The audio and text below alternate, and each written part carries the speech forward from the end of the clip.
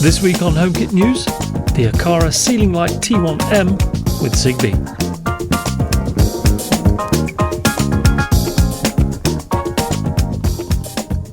Welcome back everybody.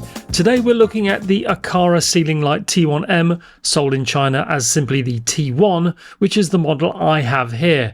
Now I purchased this back in June of last year, so I've had around 8 months to try it out, so rest assured this has been well tested.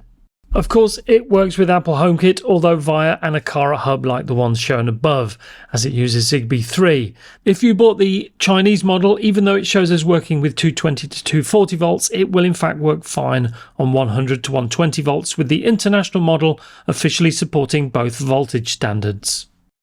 So what's in the box? As this is the Chinese model, the instructions are in Chinese, of course. Along with that, there are long screws and roll plugs to enable you to secure this to the ceiling, although the international model should come with a separate mounting bracket. The T1M is not particularly light at 2¼ kilos or just under £5, but it's great that Aqara are finally introducing lighting products to their international range, so hopefully there's more to come. Let's have a closer look now by removing the light diffuser. So you can see an array of LEDs, 72 to be precise, and these emit either warm or cool white, spreading out evenly in 2 rings. Right in the centre is the connector for your neutral, earth and live wires, which are thankfully very easy to fit. There are in fact more LEDs around the edge of the light, and these will emit the standard 16 million colours, but as with the company's T1 light strip, these LEDs split into individually controllable zones. More on that later. Quickly onto the light diffuser itself, and you can see it's secured in place with these locking slots that are secured with a small turn of the fitting.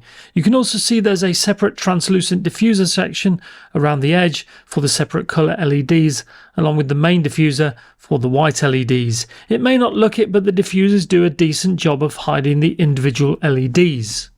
On the outer side of the inner section, we have a white border that stops the light from the colour LEDs from bleeding into the main light area. The outside edge here is where you'll see the colour LEDs basically. Back to the inner part, and you can see there's a sort of rubber grommet that allows the wires to pass through from your ceiling light fixture to give the light its power source. Along with that, there are also holes for the 3 screws to fit to your ceiling. Now the international model should come with a ceiling bracket and wing nuts as well. In terms of size, the T1M is 75mm or just under 3 inches deep and 495mm or 19.5 inches in diameter, comparing this to Aqara's earlier L1350 ceiling light, which is a mere 350mm in diameter. So for initial setup, you do need to start with the Aqara app, and as I'm using the China server with my Chinese light, you can see there are 2 versions of the T1 listed, with the first being a smaller model only available in China. As stated before, you need to pair it with an Aqara hub, and speeding through this section, it's simply a case of selecting your hub to begin the pairing process. If you've used the Aqara app before, you'll be familiar with all the steps, but it's very straightforward. As you can see here, I already have a T1 installed, with the new one a second instance for the purposes of this installation demo. Once installed, you'll see the user interface, which I'll come back to later, but moving to Apple Home briefly, you can immediately see that the adaptive lighting option has popped up due to the new light being installed. If I scroll down to the relevant room, you can see the tile for the light, and tapping on it reveals 2 separate slider controls, one for the main light and one for the separate colour LED strip. If I select show as separate tiles, you can see the 2 lights on now, separate in the home app, the colour LED light and the main white light, which also has the option for adaptive lighting we just mentioned.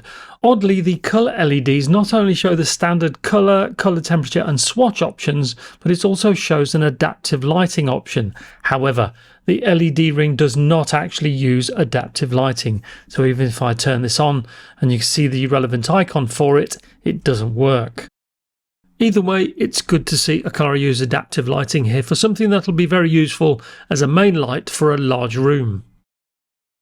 Back to a closer look at the LEDs, and I'm in the Aqara app now, so once I turn the light on, you can see both the warm and cool white LEDs.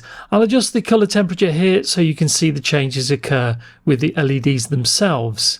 If I then switch over to the colour strip, referred to here as the auxiliary lamp, you can see I can change the whole strip to one solid colour. Although with 26 zones, it's capable of a lot more, which I'll go into shortly. Now, while I'm here, I wanted to show you the Z1 Pro light switch, which has a unique feature that makes good use of the T1M Ceiling Light, so stick around for that. So even though I've had the T1 for around 8 months, the living room already has spotlight fittings, although they're not ideal for flooding the room with light. There's also cove lighting, but again, it doesn't cover everything. So this is where the T1 does a decent job. Now, if I turn the main light, it works as expected and does a decent job of lighting up our living room. As the main light has adjustable whites, let me demonstrate quickly here. So here's the light set to 100% cool white, then onto a mix of warm and cool LEDs, and finally 100% warm white only. As for brightness, it does a decent job with the light set to 100% here, then 50%, 25%, and finally just 5%. I'll turn the main light off now and move on to the ring light. So in HomeKit, you can only control solid colours, as you can see here, although there are ways around that. But if nothing else, the colours are pretty solid without a hint of individual visible LEDs. To get multicolour options for this light, I'll move over to the Aqara app. And after switching to the auxiliary light, you can see some standard and user-created presets. So even though I can still select solid colours, as with Apple Home, I can select a preset, immediately get the different effects running here. The rainbow effect is probably the most beautiful, with the colours blending together so well. If we dive into the settings for this particular one, you can see the options for how to set up the various colours and the speed of the animation. You can also select from 6 animation styles, of which some may be more useful than others. And I'll come back to the colour LEDs in a bit.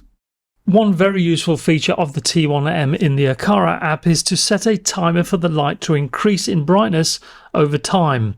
This is nothing new, of course. Hue and other companies have done this, but in this case I'll make a copy of the wake up preset, which will allow me to then go in and edit it. In this section, I can set a start and end temperature along with a brightness level for both, but in addition I can set the duration of the transition from one setting to another, which gives me not only minutes and seconds, but amazingly milliseconds too, which may be overkill, but welcome all the same. There are other options for this feature, but I'll leave you to explore those for yourself. Back again to the multicolour LED strip, and even though you can create interesting animated effects, you can also create static lighting presets too. So on this screen you can see the light strip broken into the 26 segments I mentioned, each of which can be individually set to a different colour but also a different brightness.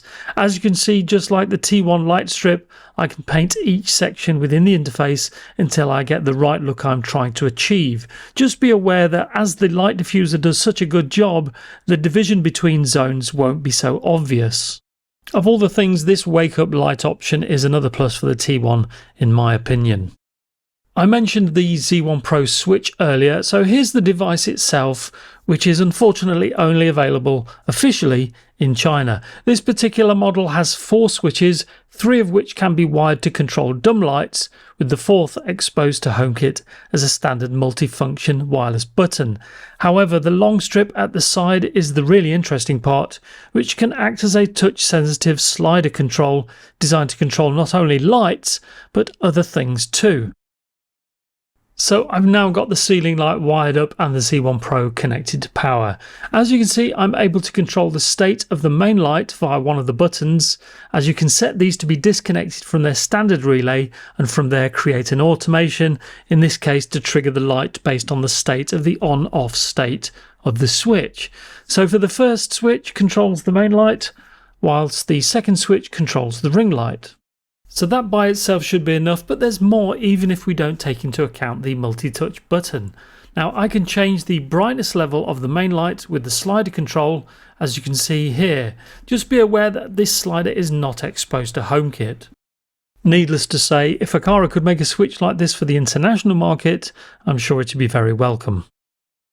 Finally, to the pros and cons. So what are my thoughts on the T1M Ceiling Light? Well, it's great to see Aqara get into the lighting area for international markets finally, and with this light you get 2-in-1, which isn't too shabby.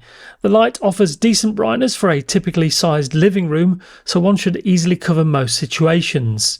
It's great to have the separate ring light, which in my case I use to alert others to someone in the shower or if the doorbell rings, so it has a lot of potential.